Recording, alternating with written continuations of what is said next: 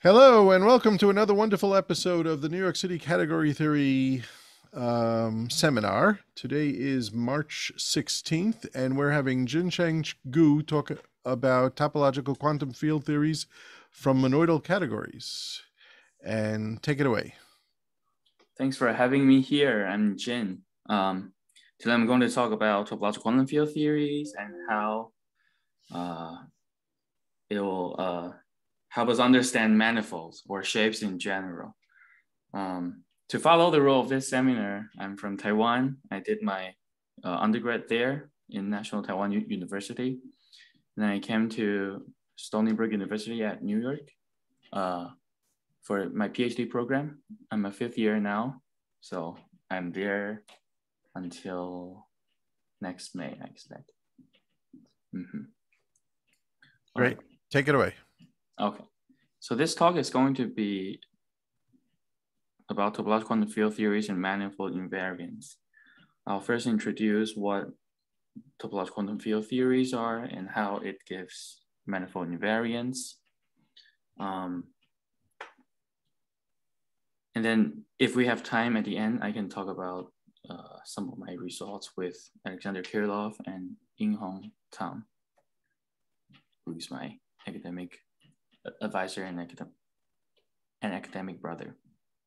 All right, so the first part should be kind of basic for many people here, but let's just proceed and see how it goes. All right, so this is the first time I use this setup, so maybe I'm prone to move the paper. If I do that, and if you cannot see what I'm writing, please let me know.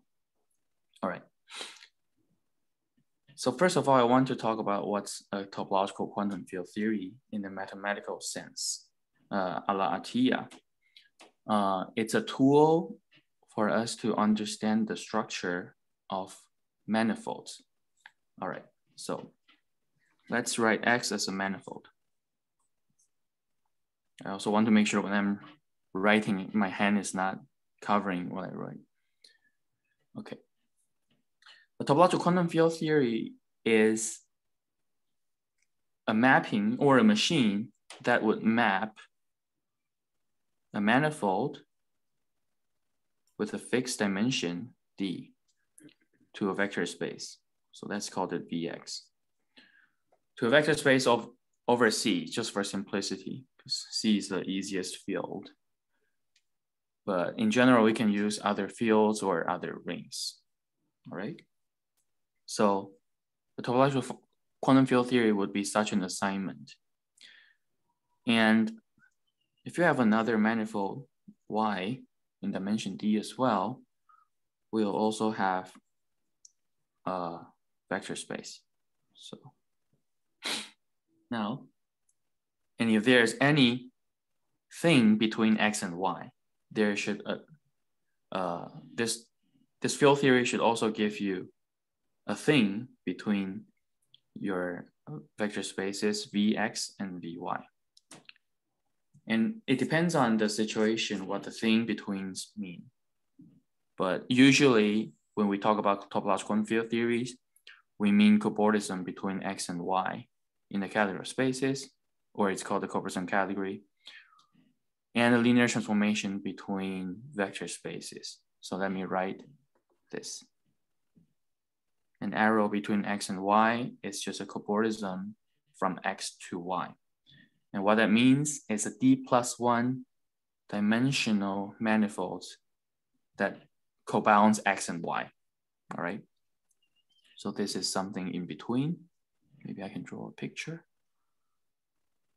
I'll draw a picture in a specific example later, but because people here are used to category theory, I think this is okay. So let me call this cobordism F. And that will give us a linear transformation that's assigned to F, and that's called a TF. All right? And obviously we want this to be a functor. So by that I mean, if I have another d-dimensional manifold Z, I need to have a corresponding vector space VZ.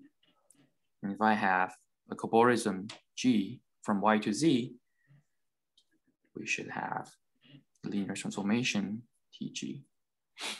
Okay, and obviously, the composition of F and G should map to the composition of TF and TG. So this is actually just a functor. So topological quantum field theory is just a functor from the category of cobordisms in dimension D to the category of vector space over C. Okay. If I have a functor like this that satisfies some more some other conditions, I'll call it topological quantum theory in dimension D. And if you want to be more precise, you should specify what kind of structures a manifold can carry. If there's no such specification, usually people means unoriented topological manifolds. But usually people also talk about smooth manifolds with oriented structures. So let me write OR here to mean that the basic objects are manifolds with orientation. And the cobordism should respect orientation. But there are many variants here, so maybe I'll just leave it precise. So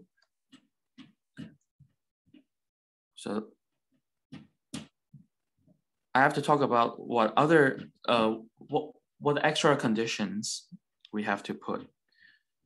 And for that, let's take a look at these two categories more closely. Well, these two categories are not just mere categories. They have another kind of structure that's called a monoidal structure.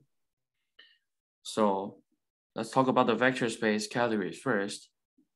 The monoidal structure is kind of trivial because if you have two vector spaces, you can consider their tensor product. So if you have V and W, you can consider V tensor W. And tensor is obviously a bifunctor. All right. And then the cobordism category also has a monoidal structure, an obvious one. And that is given by the disjoint union, right? So if you have two manifold, X1 and X2, you can always consider its disjoint union, which is another D-dimensional manifold. Now, I think most people here are familiar with what a monoidal structure is, so I won't dive into it, but if someone needs me to say more about it, just please let me know. Otherwise, I'll just go through it. Okay. Now, so if you're not familiar with it, you should think of it as a higher algebra structure, something like that. So obviously, it would be nice if there is an identity, multiplicative identity. And indeed, there is. On the vector space side, the multiplicative identity is provided by the trivial, well, maybe it's provided by the vector space C itself. So any vector space tensor C will be that vector space optimal isomorphism. And on the cobordism side, the identity, multiplicative identity with respect to disjoint union is obviously the empty set. Well, an empty set is also a D-dimensional manifold, so that makes sense. Now there is another obvious structure on both sides. On the vector space side, you can take dual, linear dual of your space. And on the cobordism side, you can take, you can inverse its orientation. And so by a topological quantum field theory, I really mean a functor that that respects these structures. And the first two will be called the monoidal structure. And of course, you need some other coherence data, but I'll omit that here. And the second one is called the dual structure. And obviously, of course, I'm sweeping lots of details under the rug, but everything is quite natural. So I'll just leave it like this. So far, so good. Okay, I haven't moved my paper too much. Now, so this is a topological field theory in a mathematical sense. And it might seem a little bit too obvious, and it's not clear what it can tell us. But in fact, the structure of it can be very rich, and it could be hard to come up with concrete examples. Some of the examples are very important and really made some breakthrough in mathematics around the 80s and 90s. So I'll talk about the easiest example just for a motivation. Let me see. Okay. So what happens if D is 1? So for example,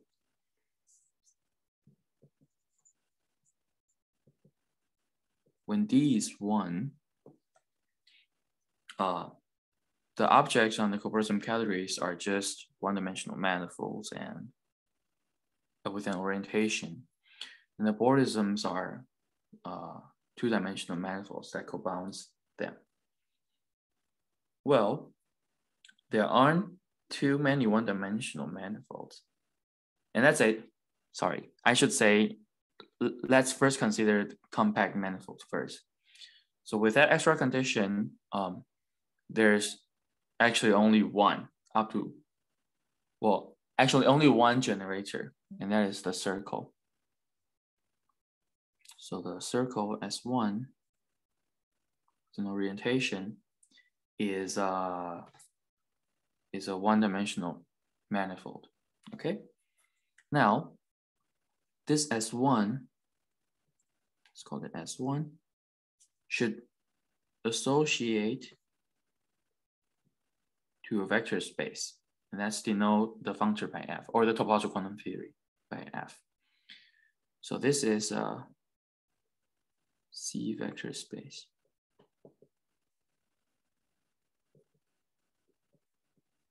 Okay. Now there is another one-dimensional manifold, an obvious one, which is just the union of two circles. Okay. And this is a disjoint union, so they should correspond to the tensor product of the image of S1. All right. Now, and there's also an obvious cobordism between them, which is the pent, the pents. Right? So this pents should give us a linear map between FS1, tensor FS1 to FS1. So there's a tensor over C. Okay. Now this already tells us quite a bit, because that almost means this vector space has a algebra structure, C algebra structure, because this naturally induces a linear map from this vector space tensor itself to that vector space. And you can easily prove that there is a unit and the product is associative. So the proposition, okay, let's call this cobordism P, and this linear map FP. So the proposition is that FP indulges have S1, which is a vector space, and associative C algebra structure.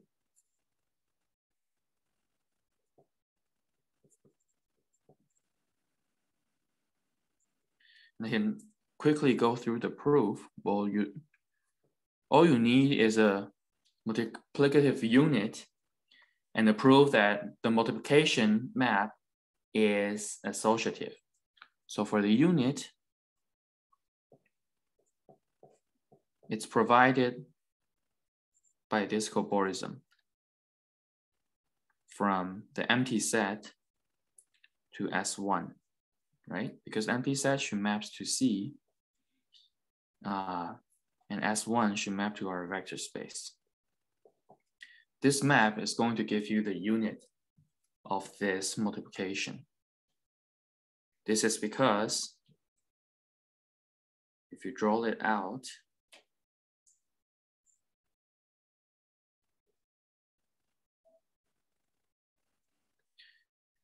now this is a cylinder. It's diffeomorphic to a cylinder, which is associated to the identity. So that means the element provided by this cobordism is really a unit, a left unit, but you can also prove it for the right. So that is why it has a unit. It's provided by this picture. Now the associativity can be proved by the following picture, which is almost self-explanatory.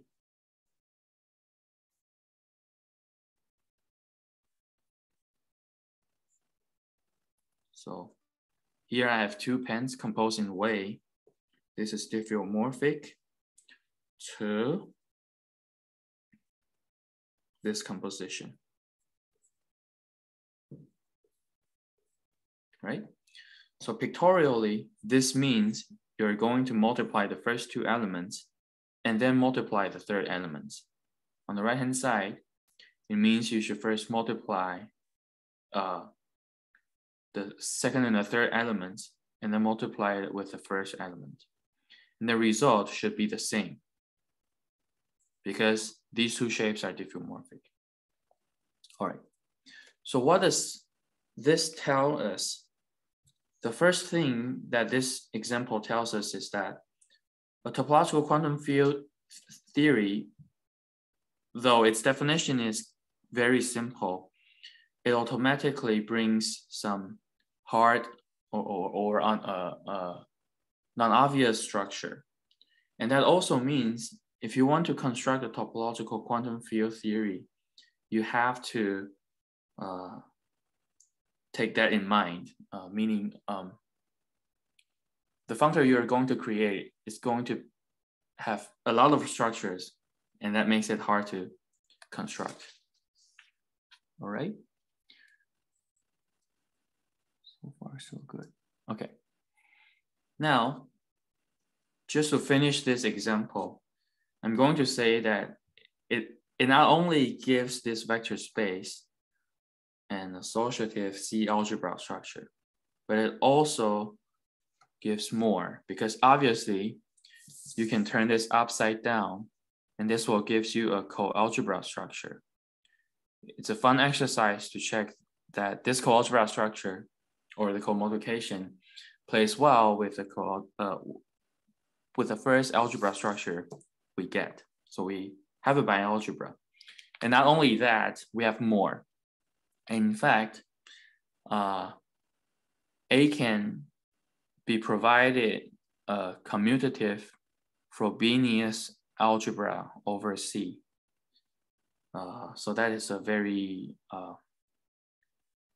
that's an algebraic, that is an algebra that's very rich and maybe not too easy to come up with. So that also means if you have a topological quantum field theory, you can automatically get a commutative Frobenius algebra over C. All right. Now, so far so good. Is there any questions? is the first example of TQFT.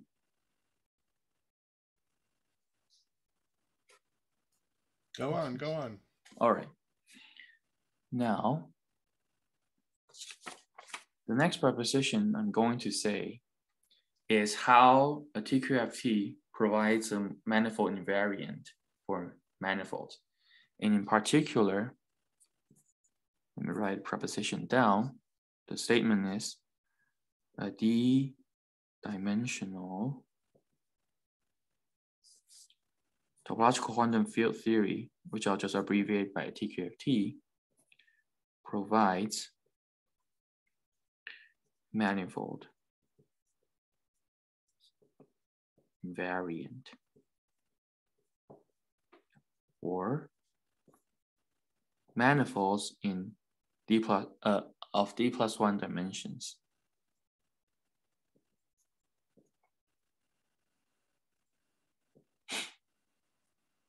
So if this proposition is true, which is true, and I'll show the proof quickly, it tells us another. It gives us another evidence that the TQFT should be highly non-trivial, because in general, it's not easy to come up with manifold invariants, at least in higher dimensions. So, well, I'll just sketch the proof, but the sketch is very close to the proof. And the sketch is actually quite easy, but I think it's worth pointing it out. So let's again focus in the case d equals to 1. So in this case, the proposition is saying a one-dimensional TQFT. Jin, can you focus the camera a little bit? Oh, let me see. Speaking of focus. Hold on. Oops. No, it's worse. How about now? I also see a bright spot up there. Maybe that has something to do with it. You got to move that wire away on the side, on the lower right. Is it better? Not great. Not great. Uh-oh. Just continue reading when you write something. Read with it. Hold on. There's no autofocus button. Often there is a sort of an autofocus that Has it been non-focused? it's been more focused before. It's losing it somewhat now. How about this? Not sure if it's. No, both sides are out of focus now. It has nothing to do with which side of the paper you're on. I guess if it sees more. No, but this is still out of, this is no, the same focus as the other side. No difference. Okay.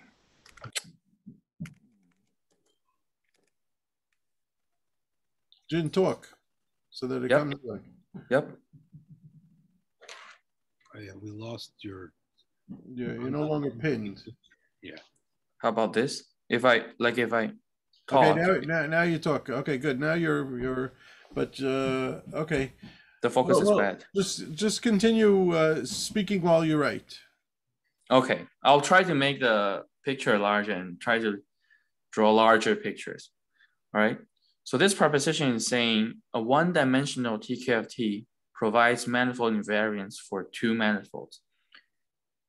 And obviously that's not going to be very interesting because we understand two manifolds completely.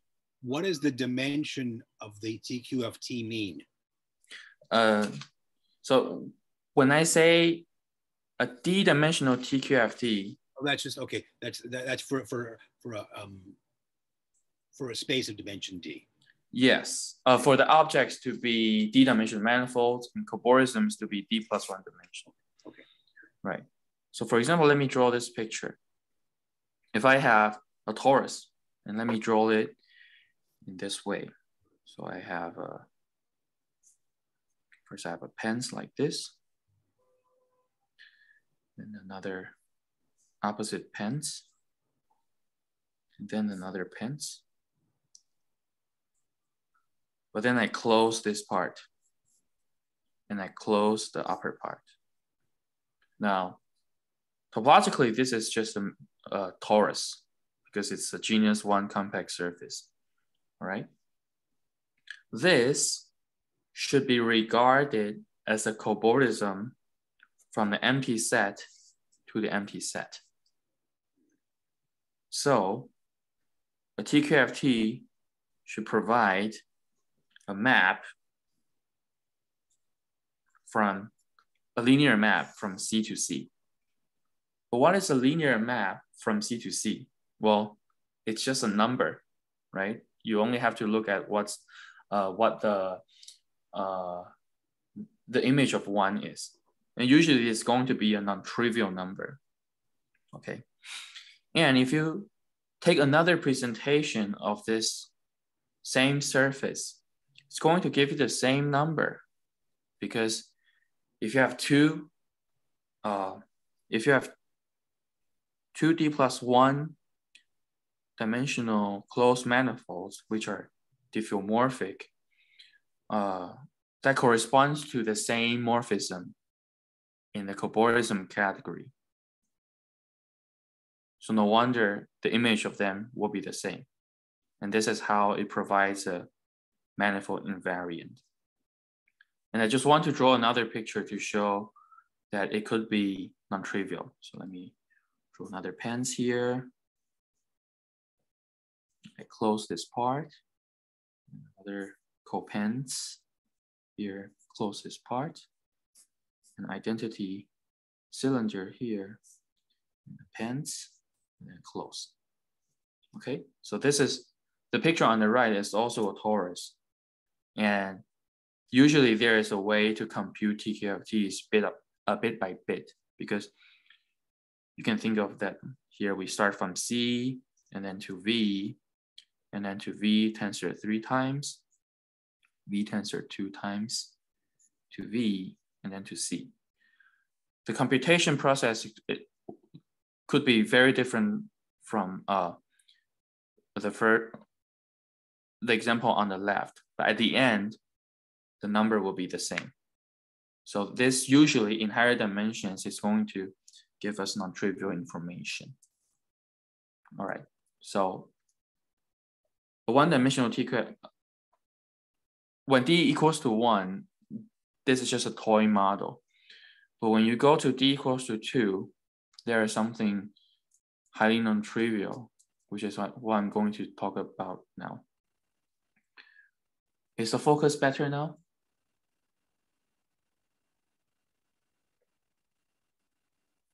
Yeah, yes, it's better, it's better. Okay, cool. Now let's look at D equals to 2. And let's look at a specific TQFT. This was something very big in the 80s and 90s, and that's called the quantum invariance.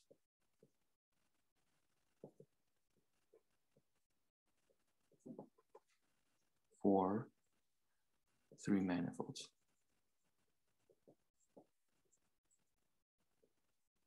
So usually when people say the quantum invariance for 3 manifolds, it's actually such manifold invariant arise from the proposition on the left.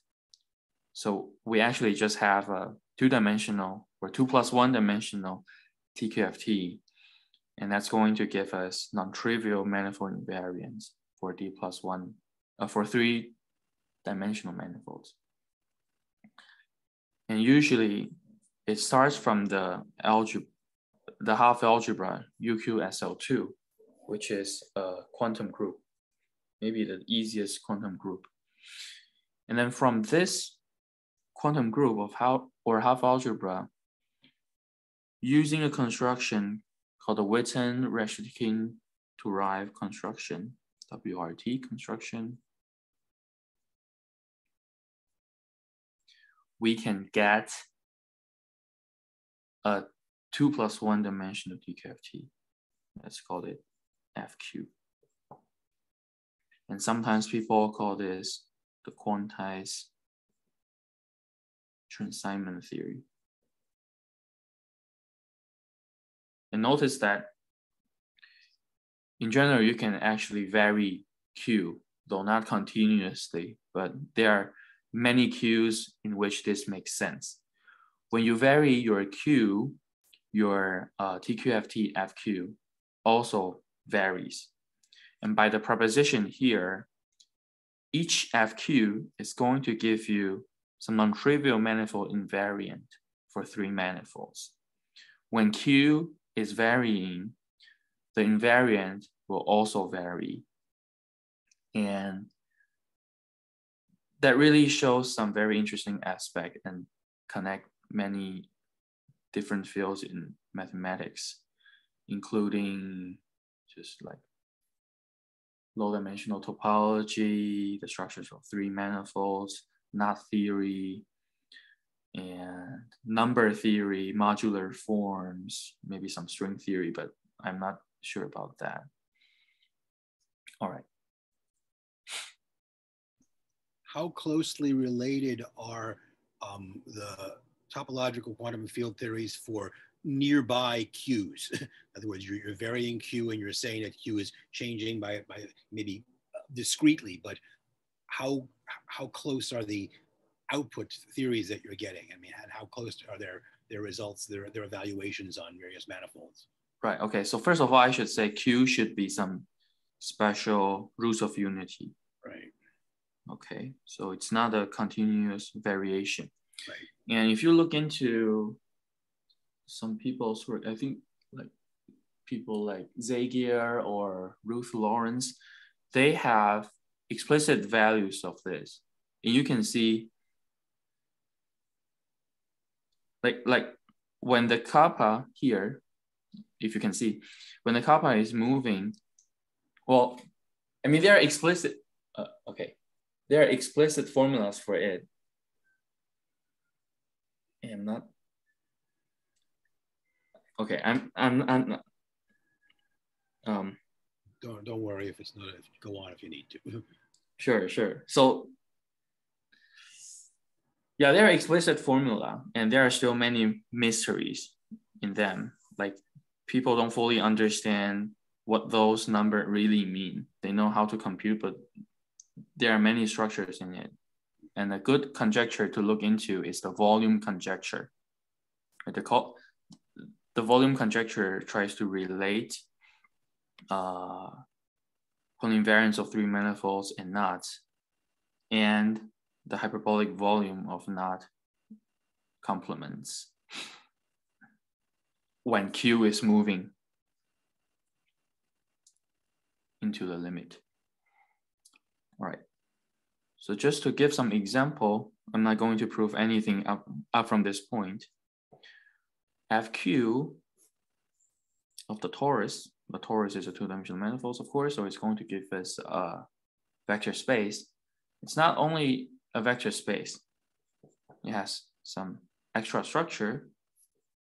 Usually we call the result the fusion algebra of UQSL2. Or in some other context, it's called the Verlinder algebra. Then, as I said, if you have a closed manifold M3 with empty boundary, it's going to give us the so-called quantum invariance of M3. And another thing to mention, a slight variant of this provides the celebrated Jones polynomials.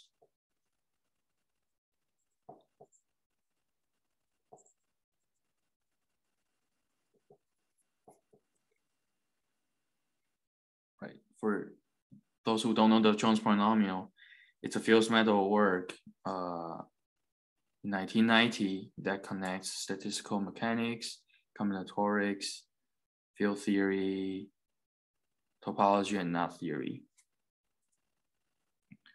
All right, and there are some remarks, which I'm not going to write down.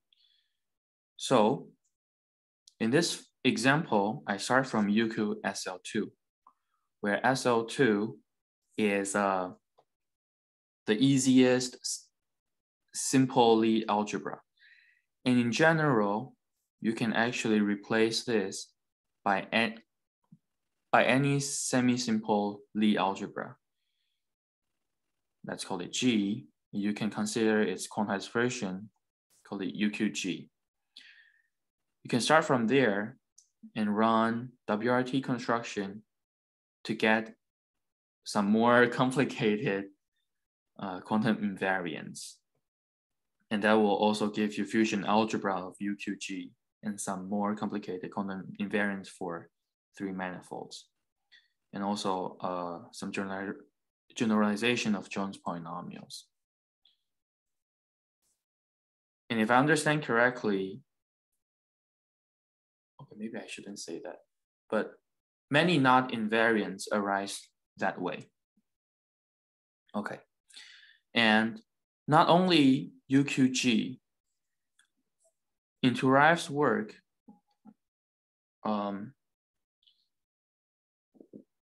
we understand that we actually do not need quantum group, and instead we need some more abstract structure, and that is called a modular tensor category. Maybe let me use a red pen. So in general, I can use any modular tensor category and run the WRT construction to get some non-trivial functor like this. And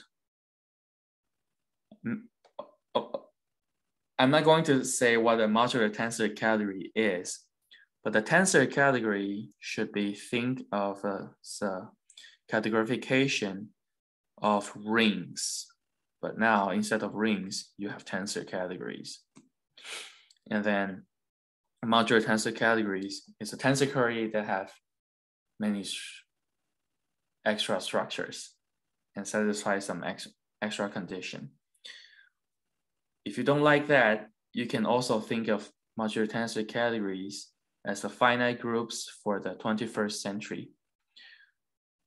There are a few researchers who are trying to classify it because it also have other applications, like in condensed matter physics.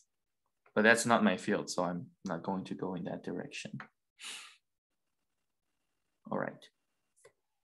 Now, the classification of modular tensor categories is an ongoing research, and it's going to be very hard, I think. I think the latest research only classified up to certain ranks, and that rank is like actually very low. So yeah, that's an interesting thing. But you can also, so one remark about TQFT on that aspect is that we can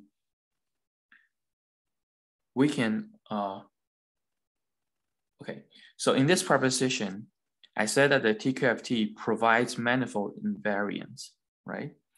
But if we think about it, a TQFT also provides an algebra invariant. So in this example, if I start from one modular tensor category and I compute that against a 3 manifold, that will give me a number. If I have another MTC or modular tensor categories, a priori, it's not easy to tell if they are isomorphic or not, or equivalent or not. But if the 3 manifold invariants turns out to be different, we know that those MTCs are not equivalent. So in this way, a TQFT also produce algebra invariant.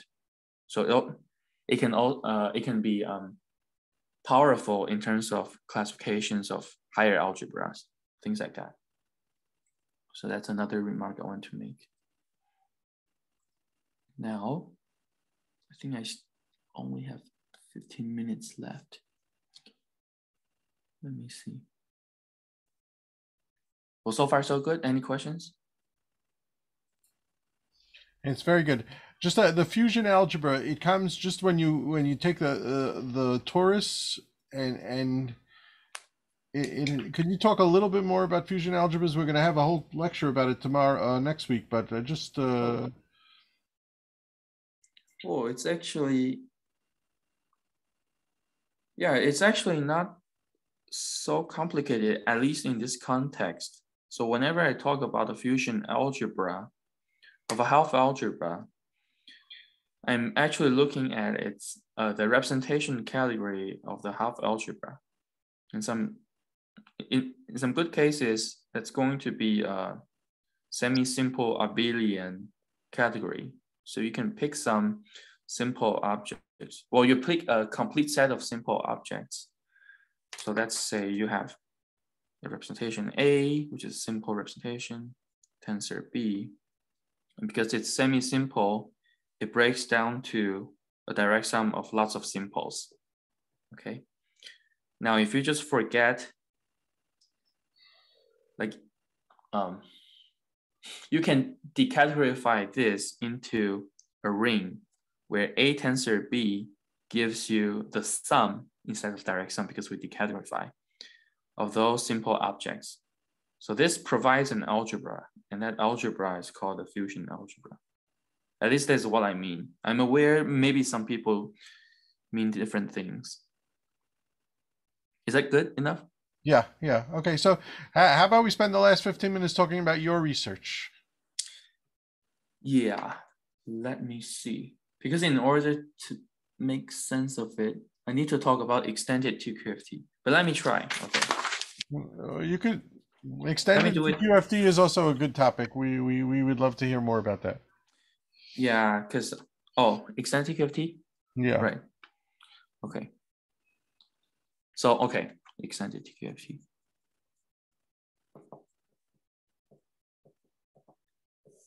So let's get back to D equals to 1.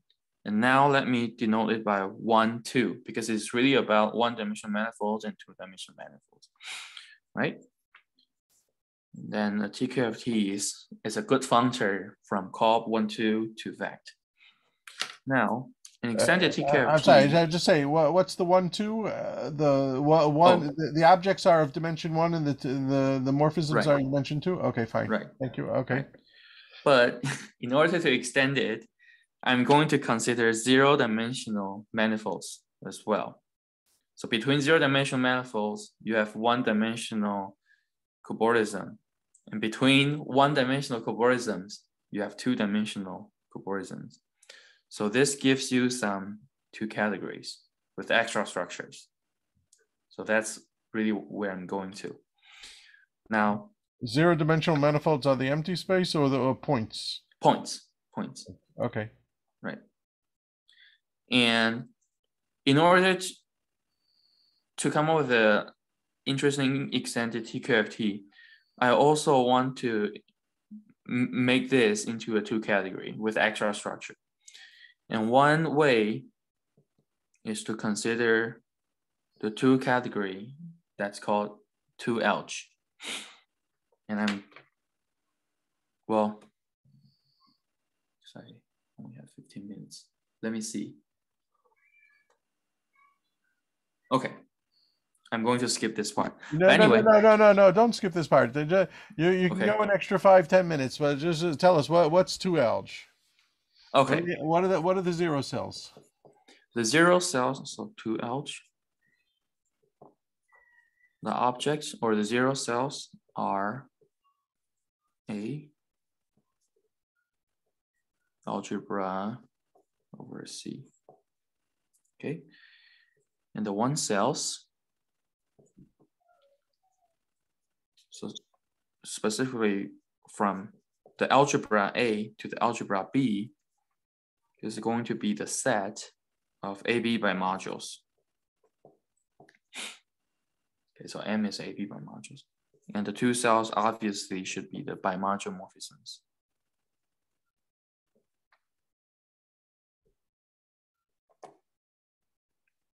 All right. So this is a two category with extra structures.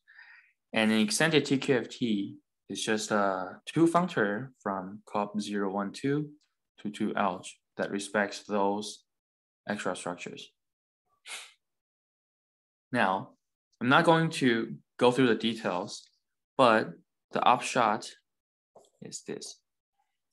If we have given such an extended TQFT, we know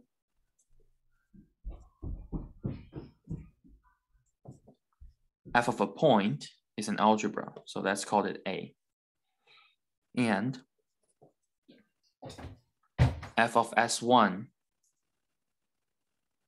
is going to be a bimodule. Wait.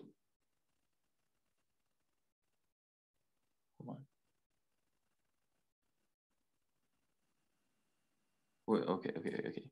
It's going to be a bimodule a priori, but it will have an algebra structure.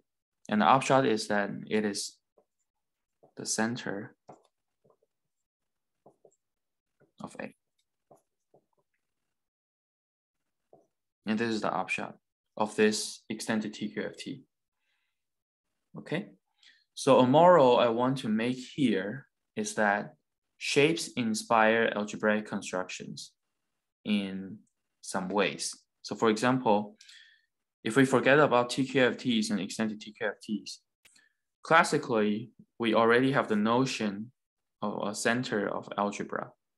But here, what this really tells us is that the notion of centers actually comes from the shape of a circle. And I find this very interesting because if you go to higher dimensions, you can see how other shapes gives other algebraic construction. So if this is the only one thing you want to take away, this should be this. Shapes inspire algebraic constructions. And in my result with Kirillov and Tham, we work with cobordism 2, 3, 4 to some other two categories. And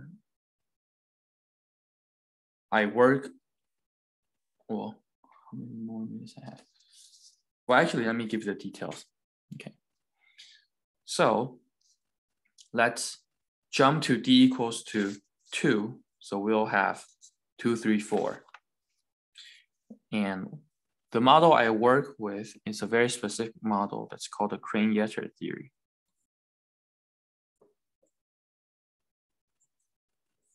It's extended TQFT from COB 2, 3, 4 to some two characters that I'm not going to explain. Maybe you can write it as 2 vect.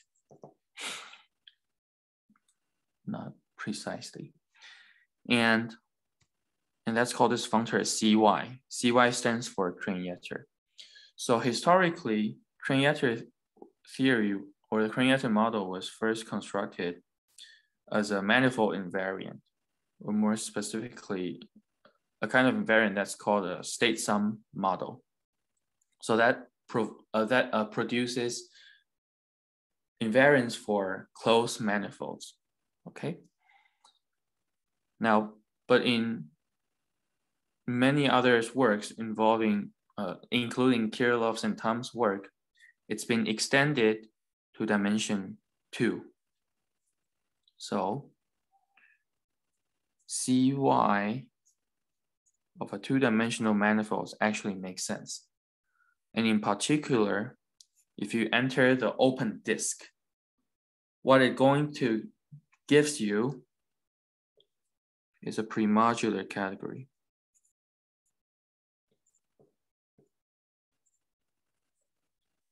Let's call it C, okay? And then if I want to go along this moral, I'm going to show you what kind of value CY takes on other manifolds. But before I do that, I want to show you a theorem that's called the excision principle.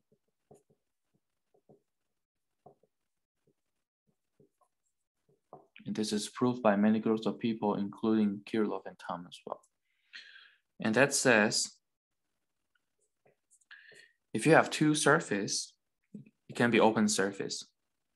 The union of it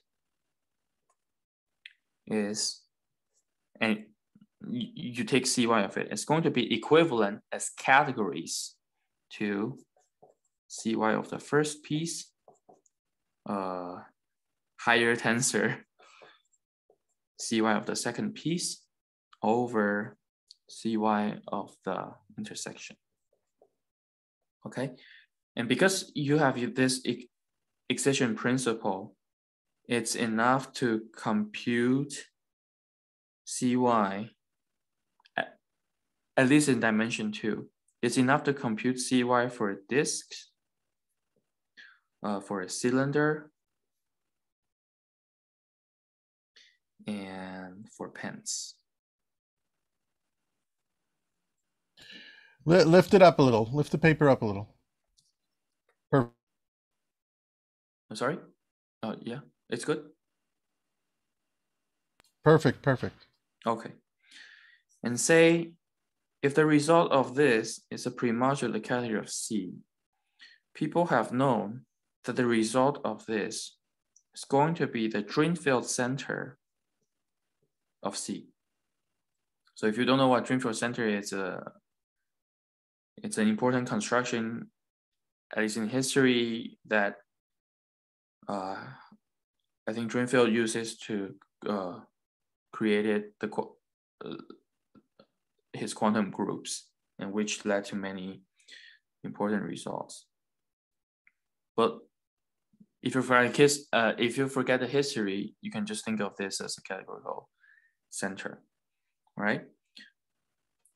And I'll leave the pen later. Historically, people also know that the CY on the two sphere is going to give you the Muger centralizer of C. So this is another type of center for C, which plays a key role in Muger's work on premodular categories. So these are good examples of how shapes inspire algebraic construction. Now, before my work, Kirillov and Tham, oh wait, no, I think it's just Tham. Tham evaluate for a torus and then a puncture torus. And he calls this an elliptic Drinfeld center. But at the end, because of this excision principle, if we have the pens, we'll have all of them. So that's what I did. When I'm trying to compute it, I realize that the general technique actually helps us compute the value for any surface all at once. So at the end, it also recovers the results for the pens. And for this, I coined it to be the categorical center. Categorical center of higher genera. So of course, if you look back to this cylinder example, this is a topological generalization of the Drinfeld center. So if you work with fusion algebra, if you work with fusion category, you know how hard it is to understand the structure of a Drinfeld center. So though I have an explicit description of this, its structure is still a way to be explored. So maybe I'll leave it here.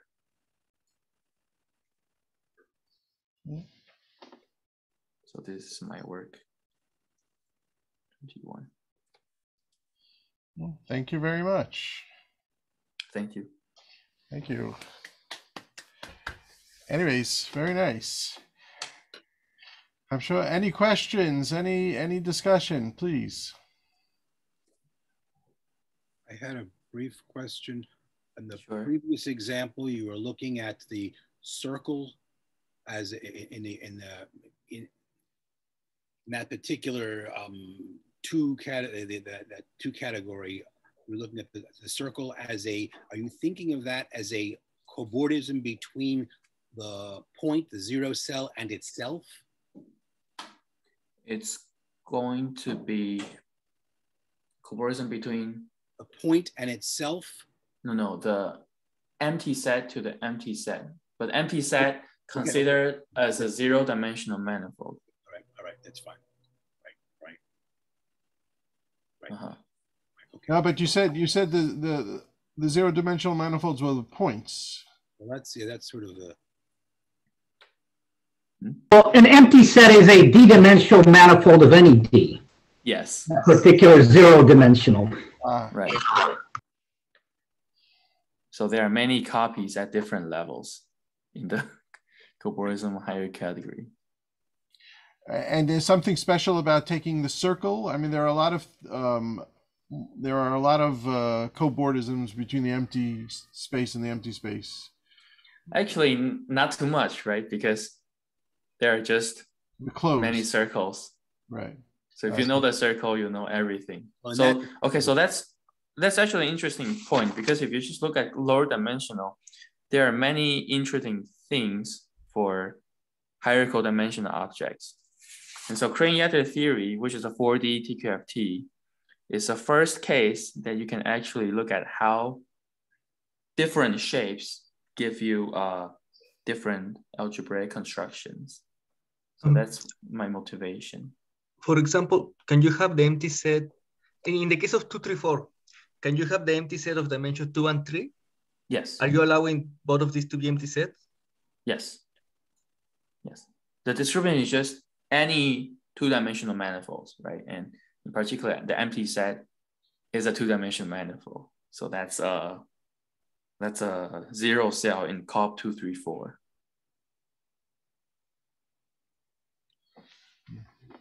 Any other questions?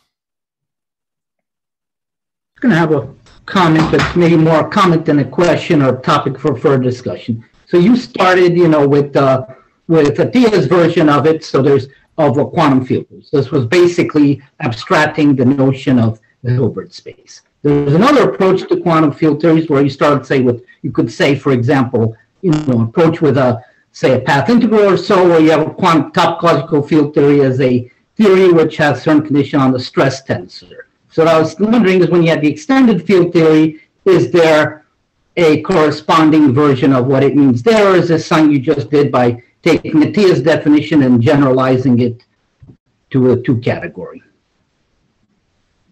I think you can generalize that in many ways.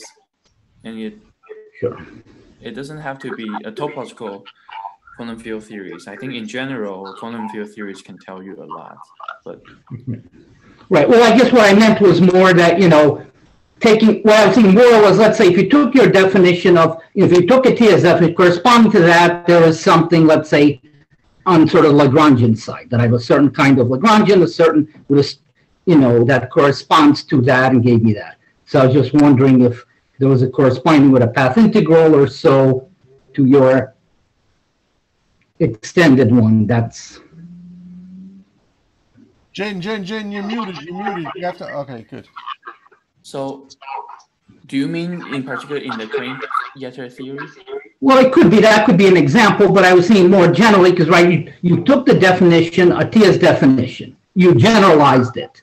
Yeah. So that there's a functor. We know that original functor could be thought of as why the path integral, it goes between two surfaces, and that gives me the transformation of Hilbert space. So I was just wondering if one could take the extended thing and say, that corresponds to something.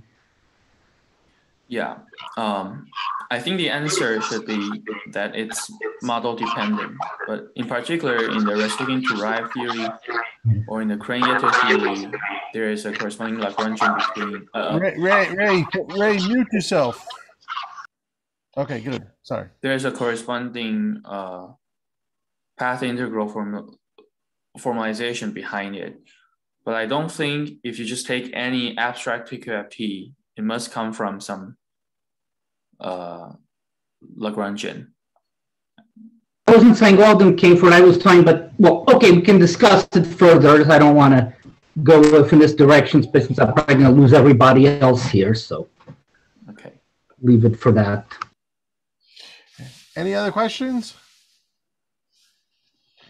Okay. Anyways, thank you very much. It was very understandable. It was for the first time clear definition. So I thought it was very nice. I just want to say next week and for the next few weeks we're going to have talks one after the other. For the next week, Joseph Demos is talking about an introduction to fusion categories. So and some applications. So that should be a nice follow-up of this talk. Nice. Anyways, if there's I'm going to stop the recording, but anyways, thank you very much.